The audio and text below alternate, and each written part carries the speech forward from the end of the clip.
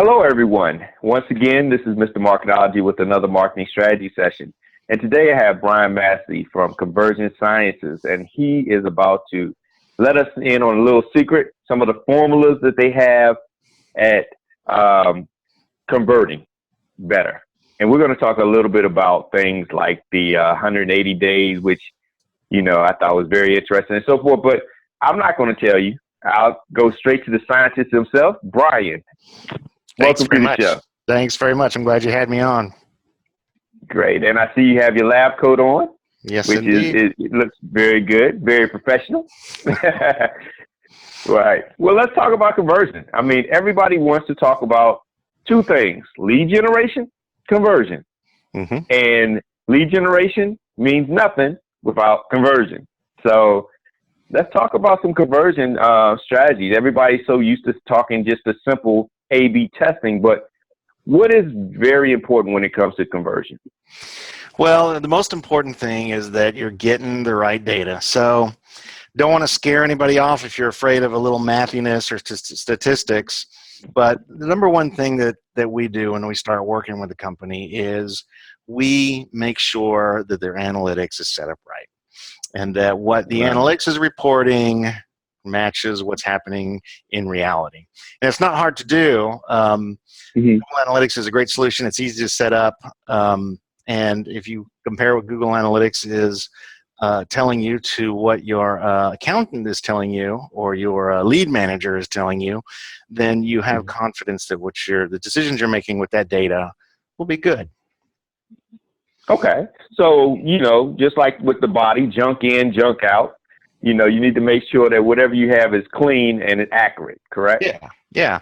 And when you start collecting this data, this really becomes a little database that you can start asking questions about your visitors. How many of them are bouncing away? Which pages make people run away? Which pages are they exiting on?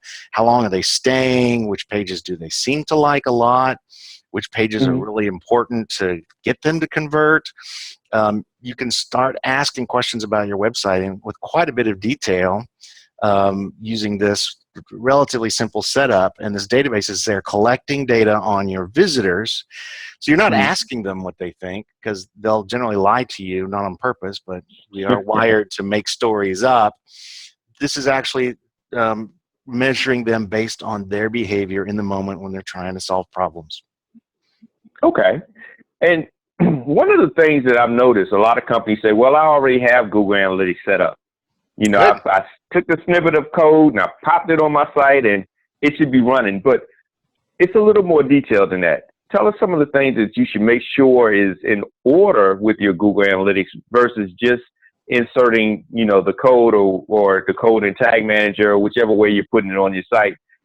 Things such as there's goals, there's events, there's a lot of other things to set up. I know that it gets complicated at times, but just some of the basic things that you need to make sure you at least have this in place. Yeah. Well, you may want to change some things on your site so that analytics can measure it better. So, for instance, if you have multiple pages asking for a lead conversion, you want to make sure that each of those pages goes to a different thank you page. So you can actually measure the performance of each of those pages individually. And you may find that certain pages convert better than others. And so you may say, well, let's make these other pages more like that one. You can also measure different offers. So you may have different kinds of offers used to generate those leads. You can really understand which of those pages or which of those content offers is generating the most leads for you. And when you have individual thank you pages for each of those, you can set a goal in Google Analytics. Relatively easy to set up to look at those individual pages, and it will tell you how they're converting and also roll them up so you can see overall how your whole program is converting. The other thing you need to watch for is what we call blind spots. Now, Google Analytics thinks somebody does something whenever a new URL is generated. They go to another page. But sometimes we'll have popovers and things like that, overlays that don't generate a new URL. They just appear on the page. You can go in and put a little code on those and let Google Analytics know that that person saw that popover and thus you can Hmm. measure the effectiveness of these popovers. So looking for those blind spots, anything that you can't see, that where you can't get a good idea of the funnel that people are going through, the process that people are going through, you'll Hmm. want to take an extra step, either do some research or have somebody come in and give you a little bit of code so that you can measure those events as well. Okay. Okay. Now, some of the more advanced sites out there, like some of our international players that have mini sites and micro sites and international sites, you know, when it comes cross domain, how would you approach that? Would you have separate Google Analytics and then have it rolled up into maybe a business intelligence solution to roll everything up to make decisions, or is there a way to have everything go into one reporting tool Yeah, so you or one can analytic? roll them all into one account. I would look at it this Hmm. way. You want to set up your Google Analytics accounts to serve certain audiences. So if you've Okay. got a US and a European site, you'll probably want to have two separate analytics accounts, Hmm. tracking those individually, unless for some reason there's a lot of cross traffic between those two sites. Typically there's not. So those would be two Okay. separate ones. But if you have like one site in the US and you have your corporate site and then you have a store site, maybe it's store.buystuff.com, and then you Hmm. have another site that is community, you probably want Hmm. all of those in the same account because you can divvy them up. If you want to look at them individually, you can create views that just filter and look only at the individual ones. But you're certainly Okay. going to want to know people coming from community or blog, how they're interacting with the corporate site, and then how that's funneling them to the store. So you want all of that in the same account. So the Okay. general assumption is organize around the communities or the segments of visitors that are coming and how common those are. Okay. Okay. So it's not really based on a site. It's based on the audience that you're really looking at and how they segment themselves. Yeah, yeah. Um, okay, that makes sense. I mean, that's how usually when I talk about marketing strategies, we start with the audience first. You Hmm. know, that's the key. That's who you're trying to attract. We do the same Now, thing, and that's why we like to have this analytics database because it tells us things about our audience that we can't get any other way. yeah, and they've gotten so much more advanced now. I mean, it used to be just traffic, and it would just tell you traffic. Now they've even gotten to where now Google doesn't show you the names of the users, but they even get down to the users and give you some demographic information and omni-channel. You know, they give the different channels, which that's a big new thing now. Everybody wants to know, how are my channels working? Let's talk Hmm. about the channel, because that can be some false positives in channels. You can say, well, this channel is doing well because the numbers look good or the percentage looks good, but it really isn't doing much Right. in line of growing the business or conversion. It just looks good. So let's talk about those channels. How Yeah. would you look at that? Well, so it's always about segments. So let's say that you look at your website and your top level reports tell you that you have a 2% conversion rate. So 2% of all the traffic that comes to your site generates a lead. But if you go Mm-hmm. in and you look at the different sources of traffic, you might find that your paid search is converting at 5 or 6%, that your organic traffic is converting at 1 or 2%, Mm-hmm. or less than that, like 1%, that your Mm-hmm. social traffic is converting at 0.4%, a fraction of that. You begin to understand how the individual segments are performing. And conversion is an equation. So it's the number of people who become a lead divided by the number of visitors. You can Mm-hmm. increase the number of people who convert by optimizing your site, but you can also increase the quality of the visitors by having better pay-per-click ads. So you may want to focus on pay-per-click ads that are bringing better qualified people or bringing them to more optimized pages. Okay. That oftentimes what we see, for instance, when we're optimizing a mobile site, is that iPhone users convert differently than Android users.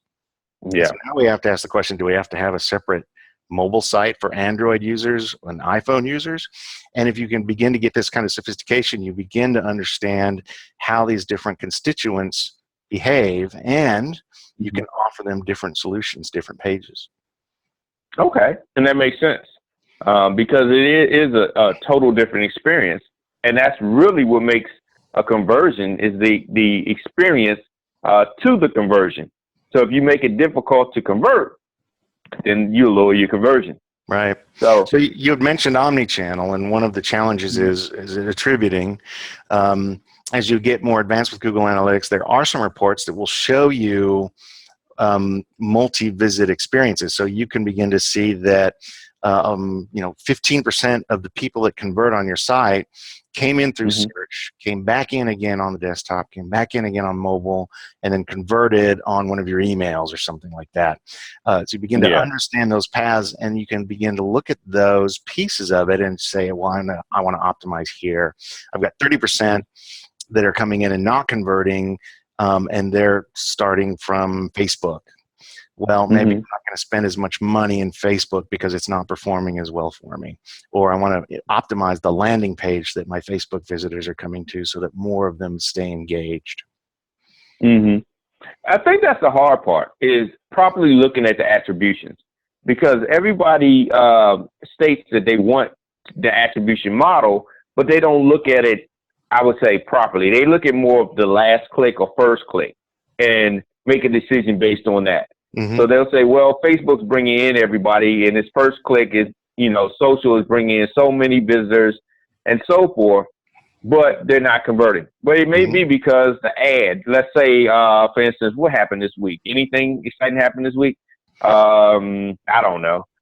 Something exciting happens and you post about it and you send them to your site. Yeah, it brings in a lot of traffic. Not a lot of conversion, but it wasn't a converting type of post.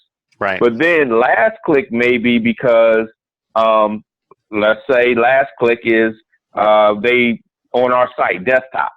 They converted on our site desktop, but maybe your site isn't responsive, so they couldn't convert mobilely, but they would have converted mobilely.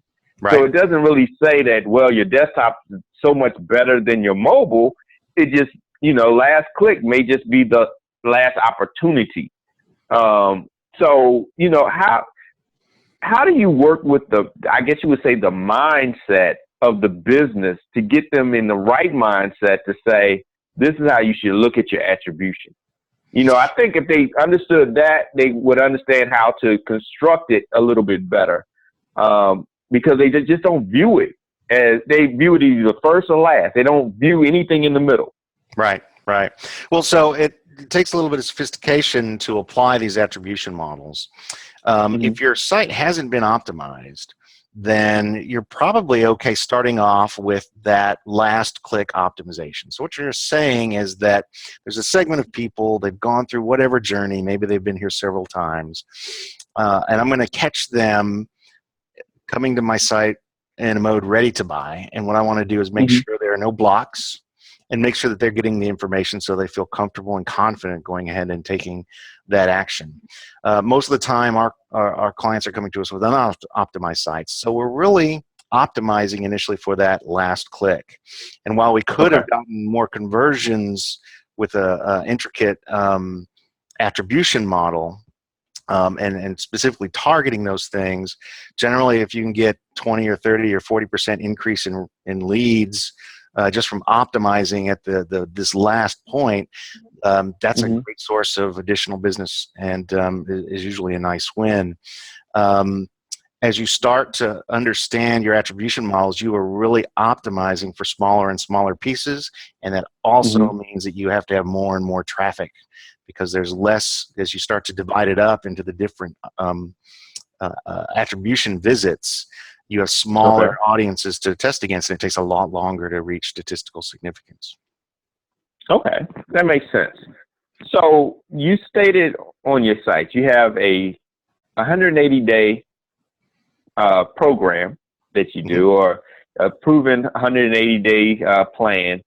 Could you tell us a little bit more about that, and why 180 days? Well, 180 days, we like it because we're a fairly competitive agency. And so that aligns our goals with our clients' goals pretty well. In 180 days, we've got to come up with enough additional revenue to not only pay for our services, but to put money in our customers' pockets. And 180 days is kind of the minimum for us to do a good job. We have to collect enough data that we can accurately predict where the low-hanging fruit is. So, like I said, we start off by making sure that the analytics is measuring everything accurately and that there are no blind spots. We put a couple other tools on that we love, click tracking tool like Crazy Egg and video session recording like InspectLit. And these help us triangulate in. And then we spend time looking at the analytics. We look at the site, anything else we can get our hands on, ratings and reviews, live chat, to help us develop a long list of hypotheses. These are ideas that could increase the conversion rate on the site. And as brilliant as we are, we'll be wrong on half of those. So we've got to organize those so that the ones that are most likely to increase conversion rate bubble to the top of the list, and those are the first things that we try. And you know, we organize them based on how much effort it would take to test that. It's easy to change a headline. It's a lot harder to implement product videos because it costs so much, and if it didn't work, then it would be wasted. We want to see how much proof there is in analytics and all of these tools that we look at. We want to use our experience as to how big an effect this has had on other sites and how much of an effect we think it would have. And we want to, when I talked about level of effort, I talked about proof, I talked about, and then traffic. So is the hypothesis on a page that gets enough traffic for us to test, or on a page where traffic's really important, like on these landing pages? And this really helps us understand where the low-hanging fruit is and where we're likely to find those winners. And then we spend the rest of the period testing our ideas to see which of them we were right about and which of them we weren't right about. And at the end of that time, like I said, we should have found enough winners that our clients are enjoying additional revenue that makes it a no-brainer for them to keep working with us after the 180 days. Okay. And I'm glad you said it, enough time to collect enough data. You know, that's one of the challenges, especially in marketing, that everybody wants things instant. So it's like, well, next week, can you let us know what you found? You know, it's not a lot to tell you. I mean, unless something happens, anomalies do happen. But it's not much to tell. So yeah, I'm glad you mentioned that you do have to give it some time to collect, to even write the story that can be told. So and we just did a long post on the statistics of testing for non-mathy people on the Conversion Sciences blog at conversionsciences.com. Go check that out if you really want to understand these the levers that we're looking at, and when we can say a test is really going to predict the future for us, and when a test might be misleading us and having us make bad decisions. Okay. And you keep testing and testing and testing, right? It's more like continuous. It should be continuous. What usually happens is when our clients begin to understand how data can help them make decisions, they start applying it to more than just their websites. They might start applying it to their business model. They might use testing to find the right pricing point. They might try different offers and things like that. So it can really significantly impact an organization when they start to understand that we have all these relatively inexpensive and free tools that are giving us the data we need. We don't have to guess anymore. We don't have to take whatever the designer hands to us. We can actually apply some data to it and test if we don't see the data in our analytics. Okay, makes sense. Well, Brian, thanks for sharing so much. I encourage everyone to go check out Conversion Sciences and see if your data can tell you the story that you need to convert more. Thanks so much. Tell Joel I say hello. I will. Maybe, next time we'll have the two scientists in to talk about it, but we definitely appreciate all the information that you provided. Thank you very much. Good testing. Great.